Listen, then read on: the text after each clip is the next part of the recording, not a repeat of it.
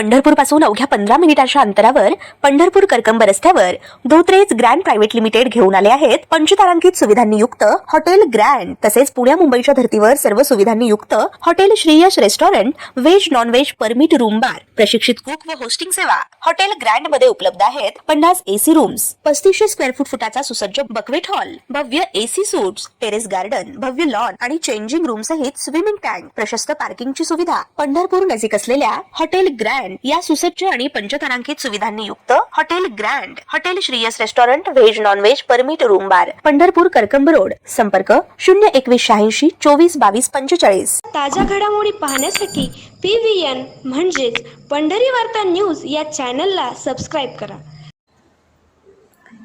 गेले काही दिवस भीमा नदीच्या वाढत्या पाणी पातळीमुळे नदीकाठच्या गावांमध्ये चिंतेचे वातावरण होते। मात्र उजनी धरण क्षेत्रात आणि वरच्या भागात पावसाचा जोर ओसरल्याने धरणामध्ये येणारी पाण्याची आवक आता कमी झाली आहे। पूर परिस्थिती नियंत्रणात ठेवण्यासाठी प्रशासनाने तातडीचे पावले उचलत धरणाच्या सांडव्यावरून भीमा नदी पात्रात सोडण्यात येणारा विसर्ग घटवला आहे। आज 5 ऑगस्ट रोजी सकाळी 7 वाजल्यापासून हा विसर्ग 1 लाख क्युसेक इतका करण्यात आला आहे।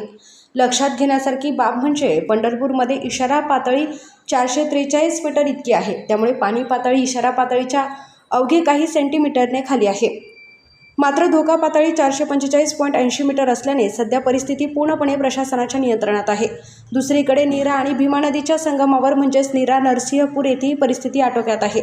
आज सकाळी 6 वाजताच्या नोंदीनुसार येथे भीमा नदीचा एकूण विसर्ग 1,22,470 क्युसेक इतका आहे।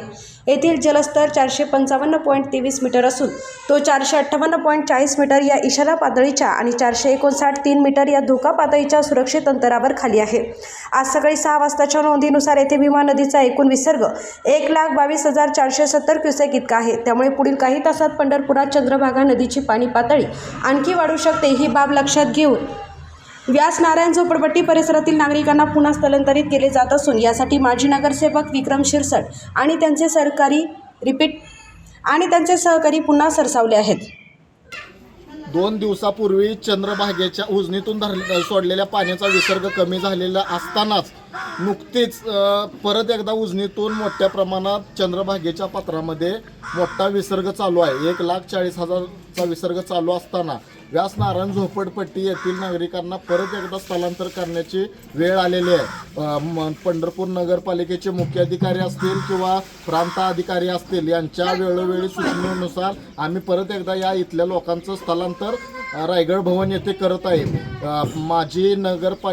माझी प्रशासनाला, शासनाला विनंती आहे की लवकरात लवकर या इथल्या लोकांचं चांगल्या पद्धतीने पुनर्वसन झालं पाहिजे आणि हा वेळोवेळी नागरिकांना होणारा त्रास बंद झाला पाहिजे। आता इथल्या आम्ही एक 25 ते 30 कुटुंबांचं स्थलांतर परत एकदा रायगड भवन येथे करत आहे।